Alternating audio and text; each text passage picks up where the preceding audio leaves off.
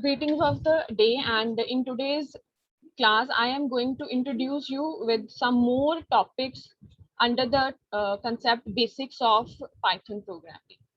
So I hope that the previous concepts that I have taught you are clear to you, and you have already practiced those concepts at your end on your laptops or whatever gadget you are using. So I am moving further in the same line. So today we are doing some new concepts. So without wasting any time, let's start.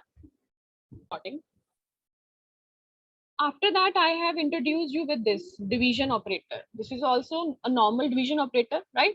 Like if I write 3 divided by 2. So suppose I am getting 1 point something. I'm not sure what I am getting, 1.555. Okay, so this division operator is always giving you some numbers even after the decimal point. Okay, but if you are interested only in getting this integer part out of it, I'm not interested in the floating point, what comes after decimal, I'm not interested in it. I want that 3 should be divided by 2 and the output should be only the integer part. So in that case, which operator you have to use? You have to use the floor division. And what is the symbol for floor division? You write it like this. 3 and then you put 2 double slash instead of 1. Okay, 3 divided by 2 and now you will get only 1. Why it is named as floor?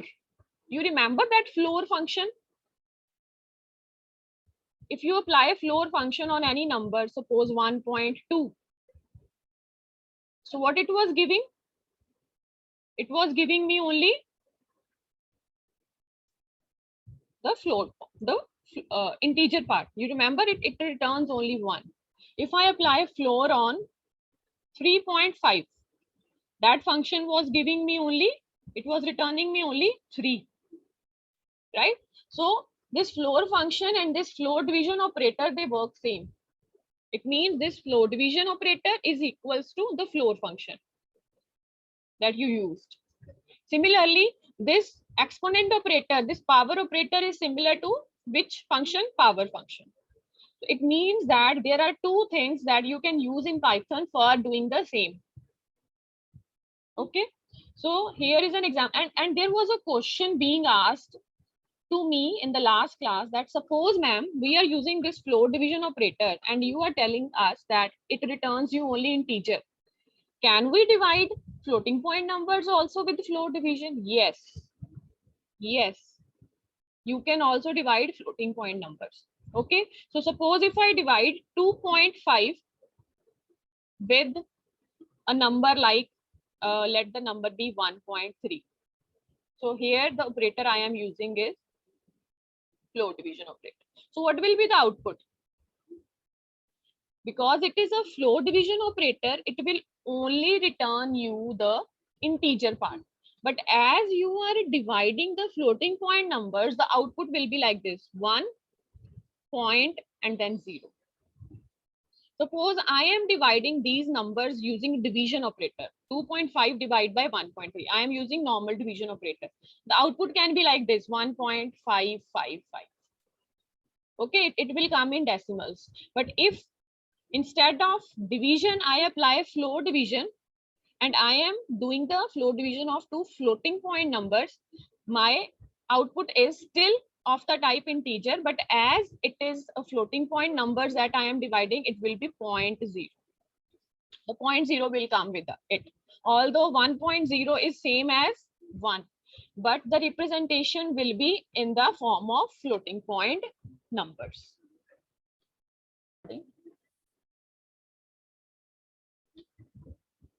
So after that, I told you about this modulo operator also.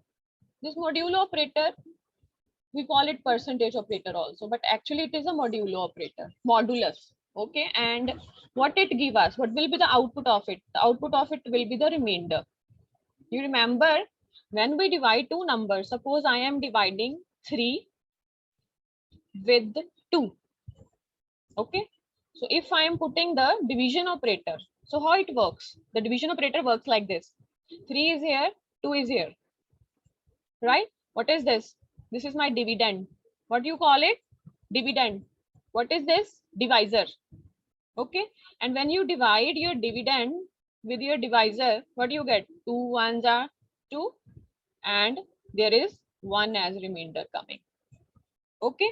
What is this thing? This is quotient. So your division operator is always returning you the quotient. The output of division operator, this slash is quotient. So what will be the output of this percentage operator? The percentage operator will return you the remainder always. Let's do one more example. So if I have suppose 33, I am dividing 33 with the 3. So what will be the output? 3 11s are 33. So what will be the remainder? 0. Okay. So the division operator will give you the quotient. It means its output will be 11. And if you write it like this, 33 percentage 3. So this operator is actually giving you the remainder. So its output will be 0. So after that, this exponent operator we have done already. So exponent operator is same like the power operator. It is doing the power, calculating the power. Okay. So if you just write two numbers like 5 and then you write 4, so it is doing what? It is calculating 5 raised to power 4. At the back end, it is working like this. It means it is doing this thing. 5 multiplied by itself, how many times? Total 5 times. I don't have to write this thing. Instead, I can write it directly like this. Multiply by 5. Multiply 5 by itself 4 times. It means 5 raised to power 4. Okay, then we have done this comparison operators. Okay, comparison means they just compare the numbers. I'm doing the comparison, right? So suppose I have a number 2, other number I have 2. So I am comparing them. By comparing, I mean that I am checking that which one is, if these are equal or these are greater than or these are less than. So it means I am finding the relation between these two, whether they are equal or not. Okay, so if I am checking this relation, this operator is known as the equality operator. We are checking whether the number on the left of it is equals to number on the right of it. So you can see that 2 is actually equals to 2. Okay, so whenever you apply comparison operators, the output will be of the type true or false. In case of arithmetic operators, if you apply arithmetic operators on something, the output is always of the type integer or floating point. You get 4, right? If you are adding these numbers, you again get an integer. But for comparison operators or relational operators, when you use them, the output is always of the form true or false. So this is an example you are comparing. So just whenever these operators come in front of you, so they are actually asking you a question. Is 2 equals to 2? This is a question for you. What do you say? You will say yes. 2 is equals to 2. Any kid even can say that yes, this is true. But here you don't write yes. The output is of the form true. You know, yes and true both are same. These are synonyms. Okay. If my question is from you is that, is 2 greater than 1? So what will be your answer? Your answer again will be yes. So it means the output will be true. Okay. So let's do some of the relational operators. So if is equals to, it means it checks that whether the number on the left is equals to right or not, right? After that is greater than. So if we have 3 on the left side of it and 2 on the right side of it. Okay, so the question that comes to your mind is 3 greater than 2? You will say yes, true. This is an example. On the other side, if I write it like this, is 2 greater than 3? You will say no, means false. After that, we have is greater than or equals to. Okay, so how this greater than equals to works? It has two operators in a single operator, two operators together. So if I write is 3 greater than equals to 2? So the question that comes to your mind is you have to check both of these. Okay, so suppose if I check 3 is equals to 2, so this is wrong. 3 is not equals to 2, sorry, no. But if I check 3 is greater than 2, this is true, this is yes. So even if a single yes you get, I have got 1, yes, so it means it is true. It is true that it is greater than. I am doing one more example. 3 is greater than equals to 3. If you check 3 is greater than 3, so you will get no, it's not greater than, sorry. But if you check 3 is equals to 3, you get a yes here.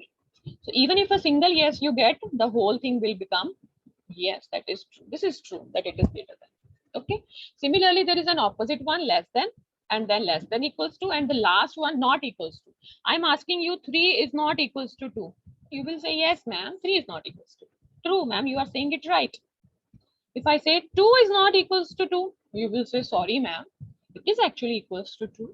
So you are saying it wrong. It is false. So here are some examples I have for you to check it's working.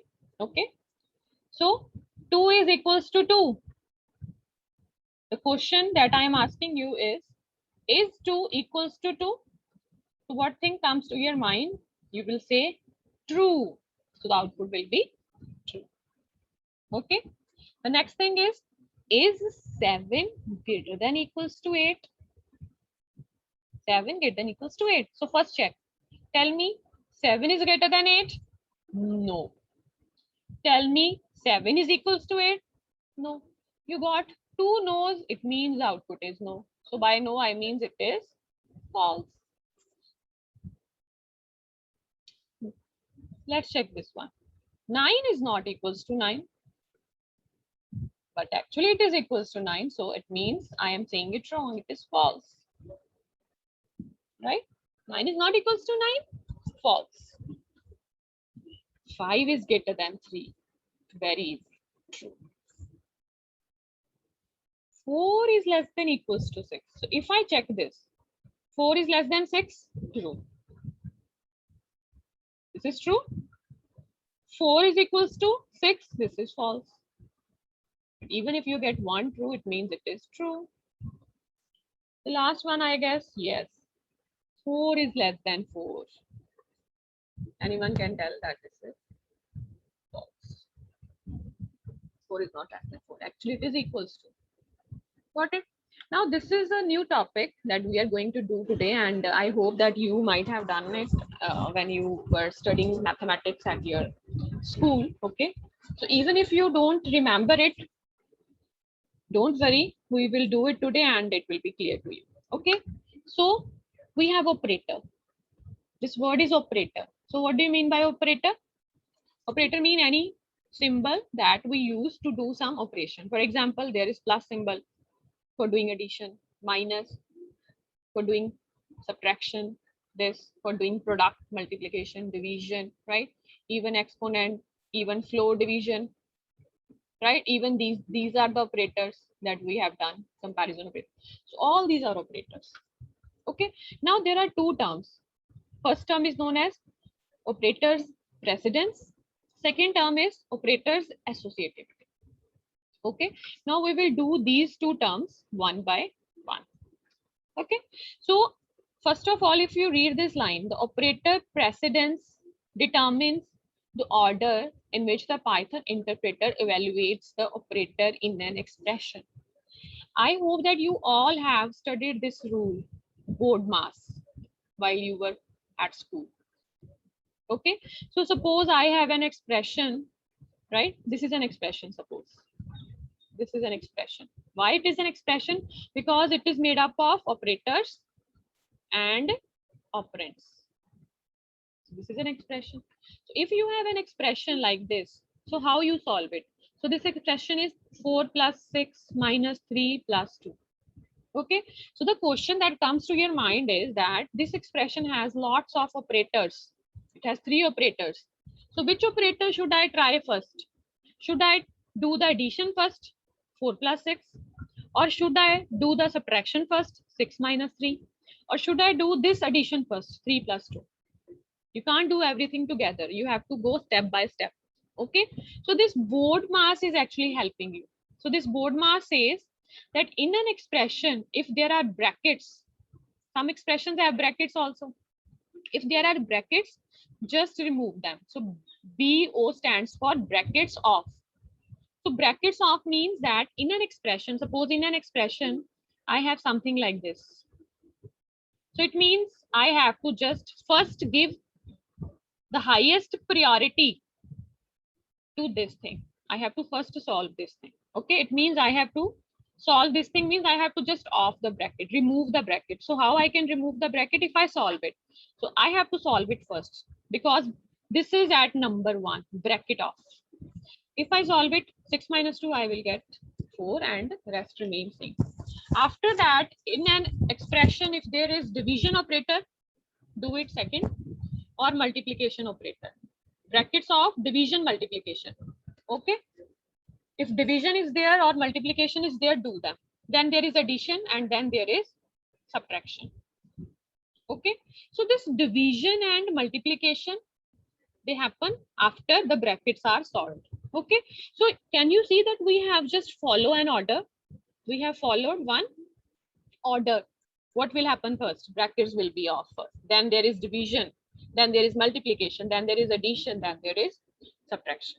Okay.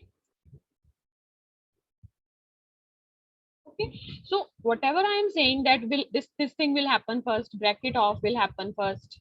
Then second there will be division, multiplication. Third will be addition, subtraction. Right. So this thing, this order that we follow, it is known as precedence. Okay. Operator precedence determines the order in which your Python evaluates the operators. Evaluates means it solves the operators. Okay. So brackets are also operators. So brackets will be solved number 1, then there is division, then there is multiplication, addition, and subtraction. Okay. Now what is associativity? Okay, although here it is written like this, board mass. It gives you an idea that, okay, my teacher is saying this will happen first, then division will happen second, then multiplication will happen third. No. Division and multiplication, they are at the same level. They have the same priority. Similarly, your addition and subtraction, they have the same priority. What I am saying, that at number 1, you have brackets. They have the highest priority. You have to solve them. Then at number 2, division and multiplication, they are at the same level. At number 3, addition operator and subtraction operator, they are at the same level. Okay, how I'm writing it? First brackets are solved, then division or multiplication will happen. Third one is plus and minus, they are at the same level. Now the problem is that if we are following this order, we get brackets, we will remove them, we will solve them. But what will happen if we get an expression where there is multiplication also and division also? Suppose I'm giving you an example that I have an expression 2 divide by 3 multiply by 2 plus 5. This is an expression. So I have to solve it. Okay. So as per the board mass rule, brackets off, brackets are not there. So there is no need to do that. What is the second in the order? That if there is division or multiplication, you have to do them. Now both are at the same level. Now the confusion is whether I do division first or I do multiplication first. The confusion is this. Okay. So the associativity is actually removing the confusion. Associativity says that start from the left. Start from the left side of the expression. And whatever comes first, solve it. Okay.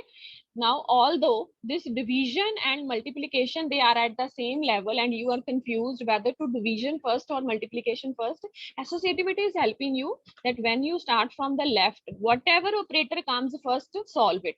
So when you start from the left, the first operator comes is division. So you do the division first. It means you divide 2 by 3. Whatever value you get, maybe 1 point, suppose 3. Then you multiply it with 2 plus 5. Now we are with this. Now here multiplication is, already at the highest level. It means next you do the multiplication and next you do the addition. Okay. So associativity comes in picture only if you have a tie. There is a tie. There is a fight between two operators who are at the same level. So associativity says always start from the left of the expression. It means associativity is of this type, left to right. Okay, associativity property decides which operation to be performed first when there is a tie. Okay, so can you see this expression? 4 plus 6 minus 3 plus 2. It has no brackets, so I'm not worried about brackets. It has no division or multiplication operator. I'm not worried about that. It has plus and minus. But as I know that plus and minus, they have the same priority. So what will I do first? So associativity says start from left to right. So left to right means first solve this first plus. So 4 plus 6, you will get 10. Next in the line is 10 minus, you are left with this thing, right? You have solved this thing, you are left with this thing. So next is 10 minus 3. So you will get 7 plus 2. And what will be the final output? Final output will be the 9. Okay. Okay, so suppose I have this expression with me now. Okay, this is an expression that I have to solve. And you remember that I told you that precedence is there. So precedence tells you that what thing happens first. So this is at the highest level. Can you see? Highest. And as you move down, these are the lowest. So this is at the top. This is number 1. This is number 2. This is number 3. This is number 4. So it says that brackets are superior. So if there are brackets, I have to solve the brackets first.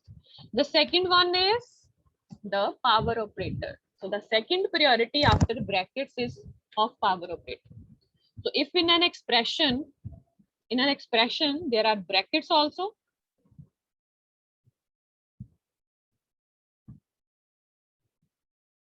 and there is power operator also. Okay, so what you will do? You will do the brackets first. So by brackets first means you will solve this first, whatever inside bracket is. So I will get 2 multiply 3 means 2 power 3 plus 5 2s are 10. Okay, it means brackets are at the highest.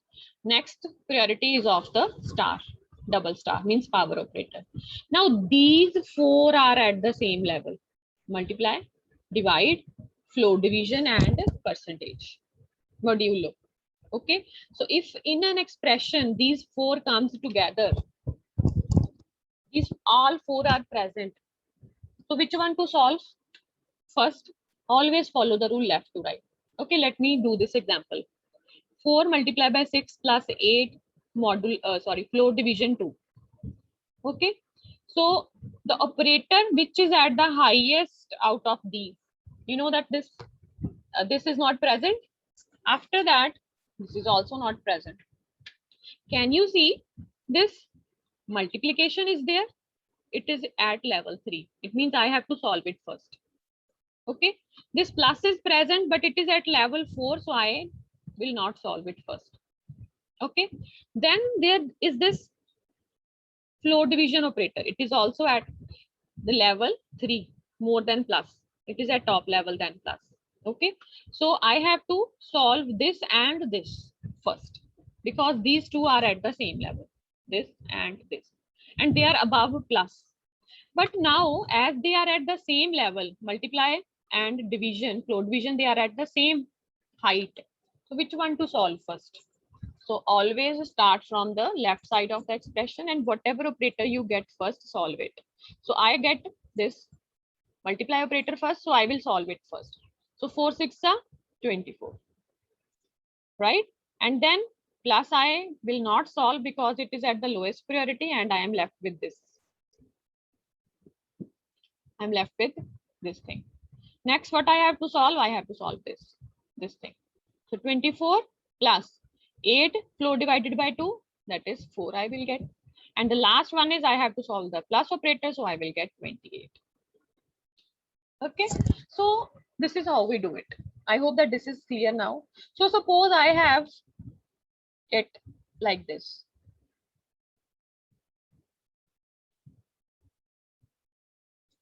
This is an expression I have. 4 floor division 6 plus 8 multiplied by 2. If I just want to check what will be the output. So this was the expression, I believe, 4 and then divide by 6 plus 8 multiply by 2. So well done, those students who are saying 16. And don't worry, those who are saying 17, I am here to help you. And I know that why you people are confused. So see, 4 floor division 6. Okay, so how it happens? It means this division, floor division operator is there, this multiply operator is there, and they are at highest level. Can you see? They are at highest level than plus. It means I have to solve this or this first. But out of these two, which one to solve first? I told you associativity is helping. Start from left to right. So when you start from left to right, this comes first, this comes second. So now I am doubt free that I have to do this. I have to do this first. 4 floor division 6. So how this division happens? 4 is inside and you are dividing it with 6 like this. Okay, and when you divide a smaller number with a bigger number, first 0 will come always like this, and you put a 0 here also.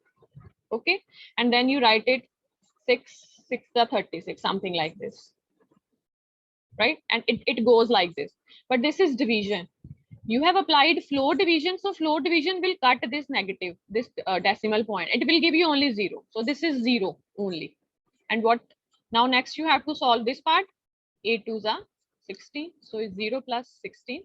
You got 16. And why you people are telling 17? Because so many of you might have done it like this. 6 inside and 4 outside.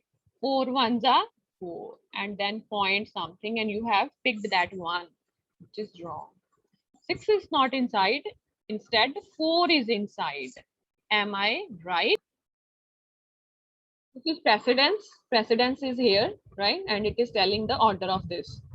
And whenever there are some operators which are at the same level, there are 4 operators at the same level, there are 2 operators at the same level. Okay, so it says that always start from left to right. The one at the left will be solved first, then the right, then the right, then the right. Similarly, this is also saying that if plus and minus are at the same level, the first one will be solved first and then so on. Okay, and for it also something is mentioned. Sometimes in an expression there are more than one bracket. For example, 2 plus 6 minus 3 plus 5, right? And then this is also inside the bracket like this. If an expression comes like this, so this is an outer bracket. Now there are 2 brackets. This is an inner bracket. Now you will be confused which bracket to solve first. So bracket, if more than one exists, innermost will be solved first and then outermost. Means innermost to outermost. It means this will be solved first. If this will be solved, what will be the output? 3. 6 minus 3, 3. So answer will be 2 plus 3 and plus 5. Now you can solve the outermost, that is 5 plus 5. And you get the 10. So the tie can also occur between these brackets. Sometimes there are more brackets.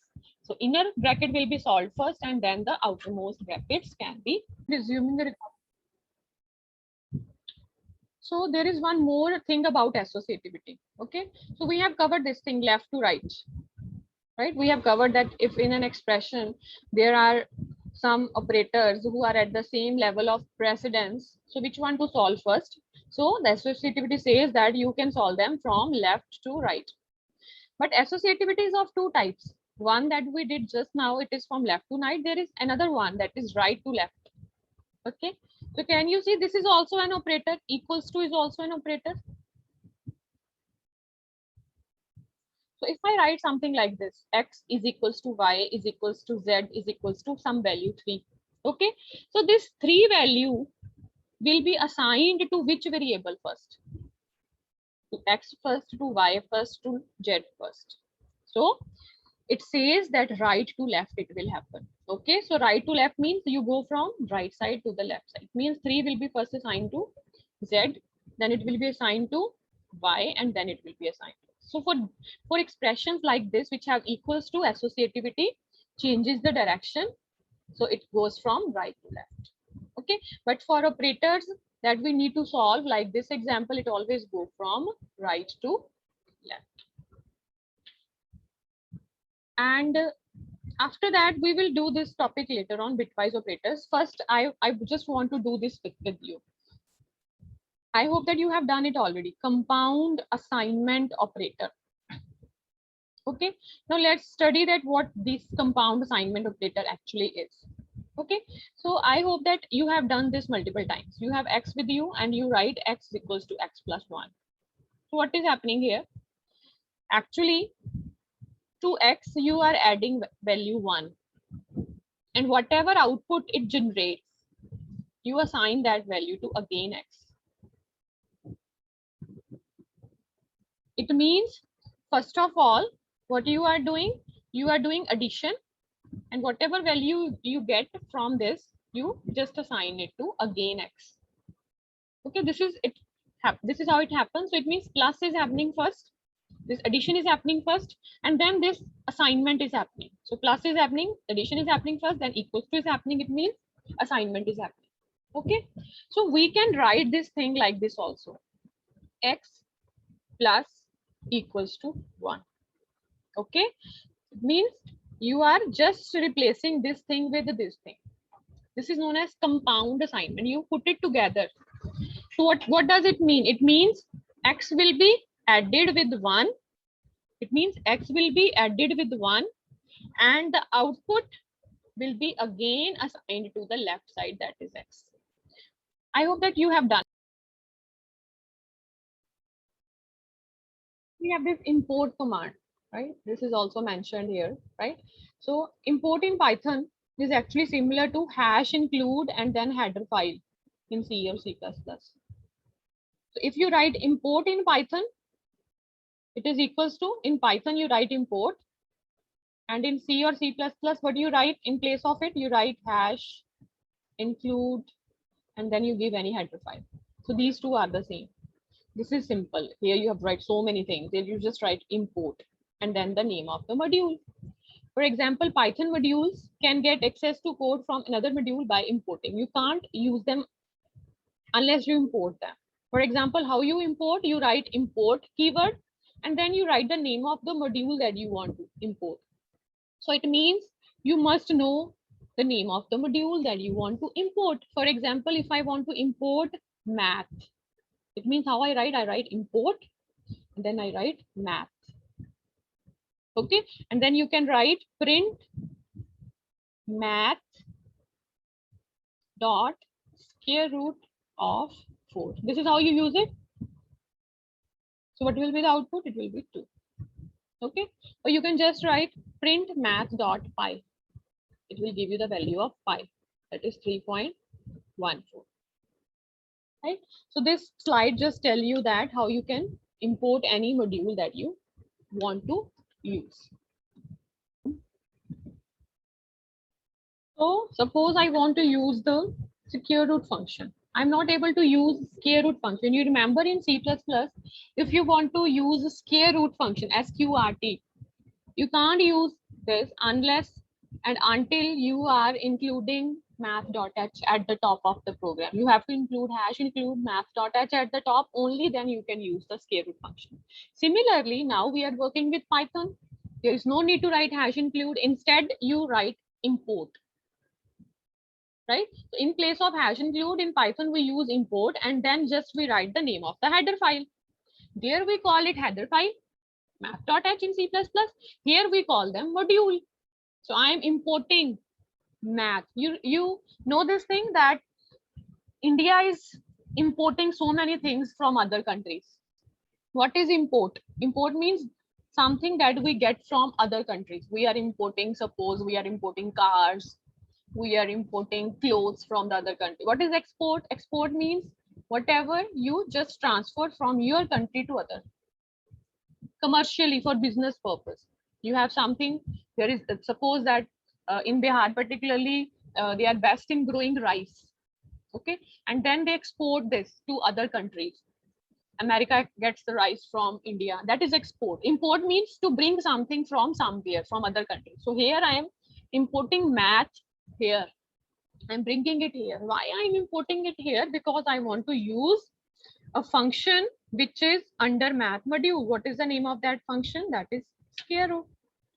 Is giving me the output like this. Math dot square root of 4 is 2. Okay, you can also do this inside a file also. Even in the files, you have to write import math if you want to write math dot square root.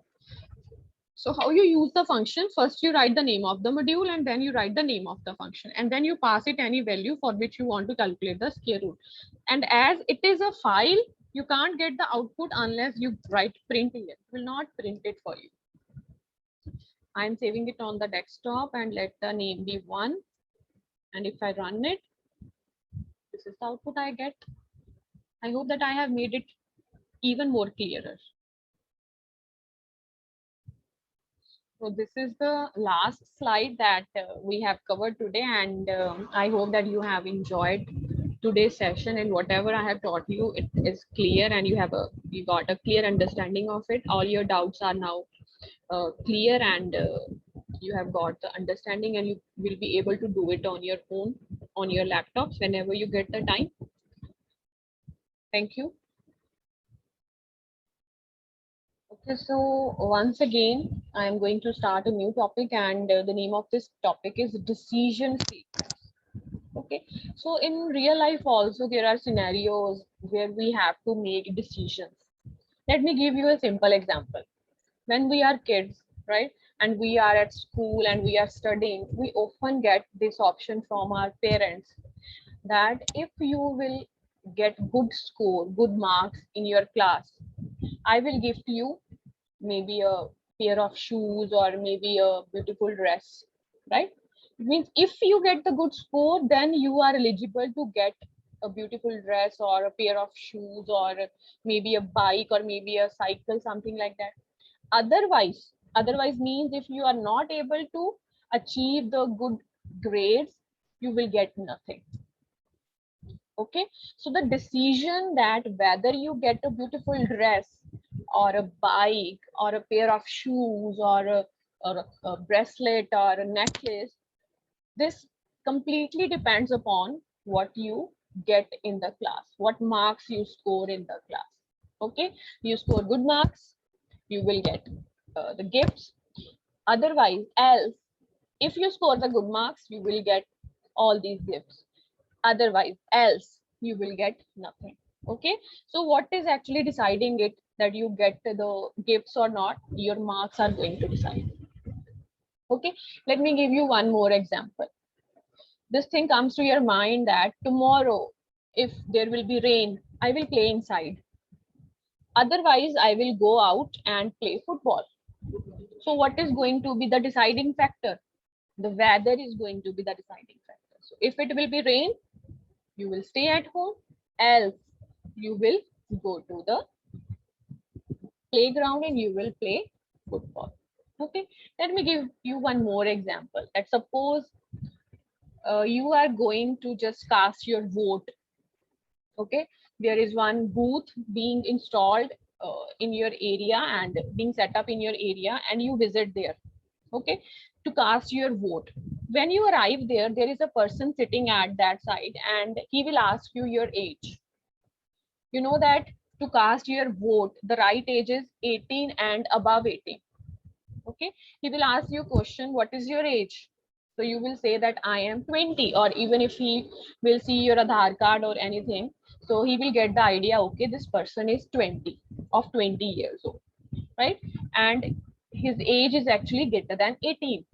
So if age is greater than 18, he will say, welcome, you are eligible to cast your vote.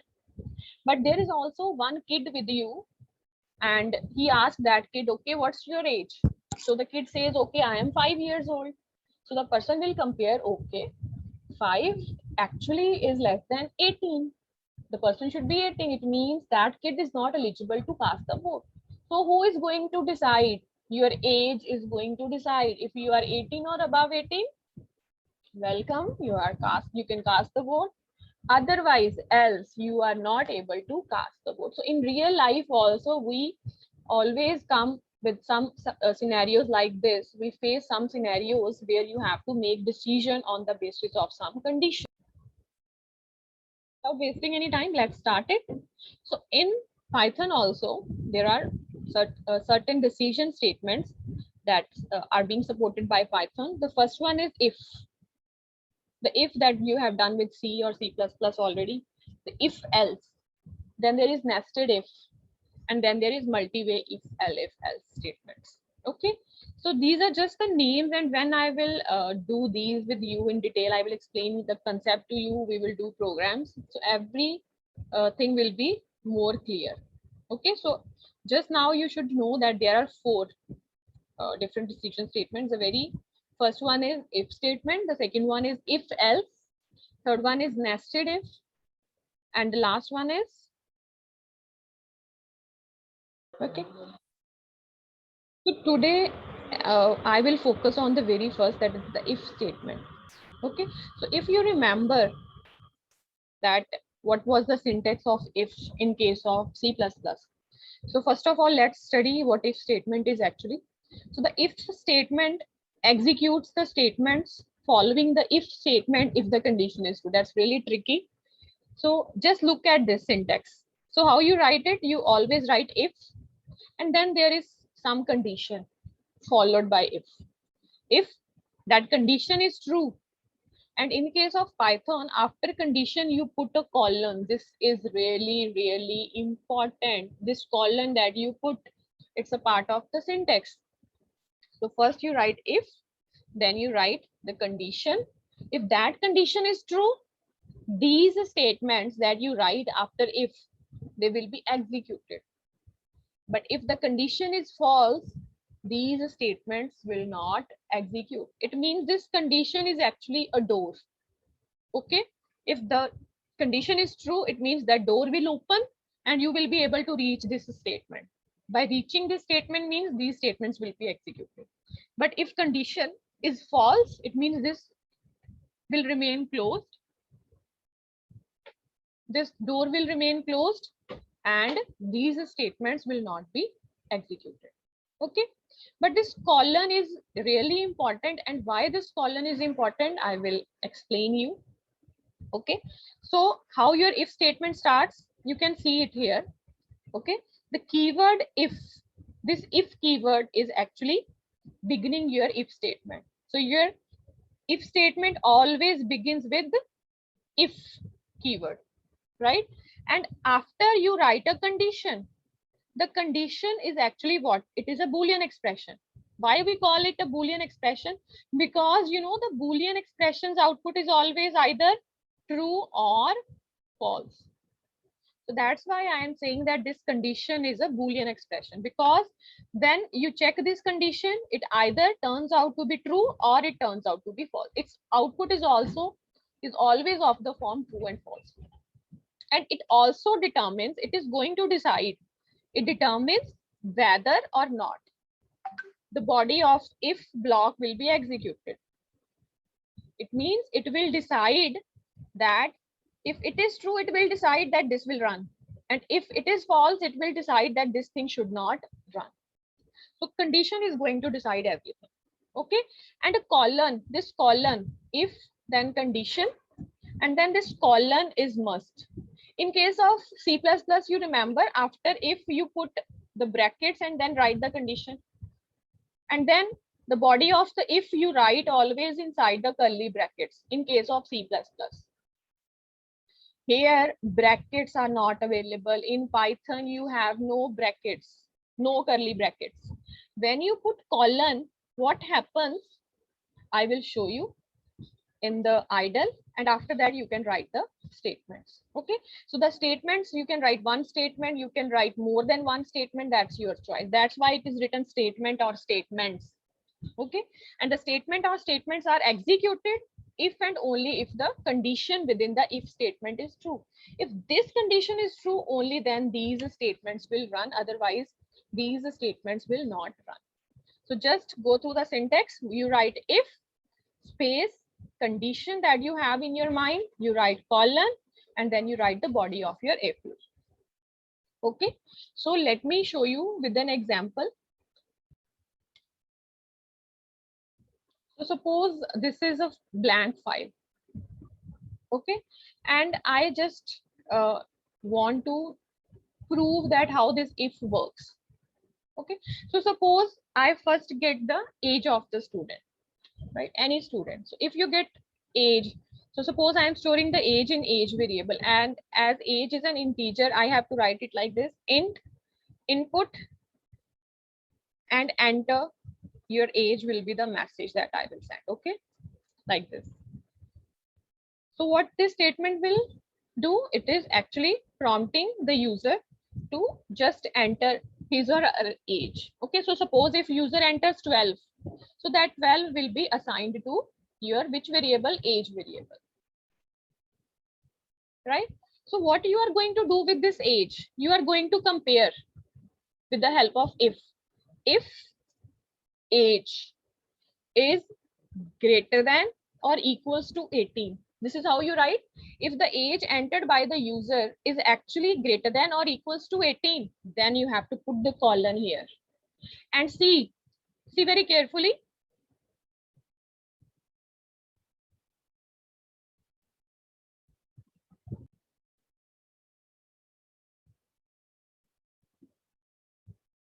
Okay, so I have got the age, right? I have taken one age variable and there I am getting the age from the user like this with the input. Now what I'm going to do with that age? I'm going to compare if age that is entered by the user, if it is greater than equals to 18, and then I put this colon. Can you see I have mentioned a colon? And look very carefully, when I press enter, what happens? Can you see my cursor is now blinking here and not here? Again, I am at the colon, I press enter, my cursor is here. So this is known as indentation. So instead of brackets, your code shifts to the right side. Okay, and this gives you the hint. Okay, so this statement that you are writing, it belongs to if statement. So print, you are eligible to vote. Okay, so let's save it, let's run it really quickly. So let's save it with 2. If I run it, it will ask me for the age. So suppose if I enter 12, rather enter 45, so it will say you are eligible to vote. On the other side, if I just run it and I give the age 12, it will say nothing. It means if the age entered by the user is 45, I enter 45, so 45 is passed to age and comparison happens. Is 45 greater than equals to 18? Yes, 45 is greater than equals to 18. So if this condition is true, the statements that belong to if will run. That is, you are eligible to vote, you will get this message. So instead of getting brackets like this, you do it with the help of indentation. And this indentation only comes if you put a colon. Thank you and take care.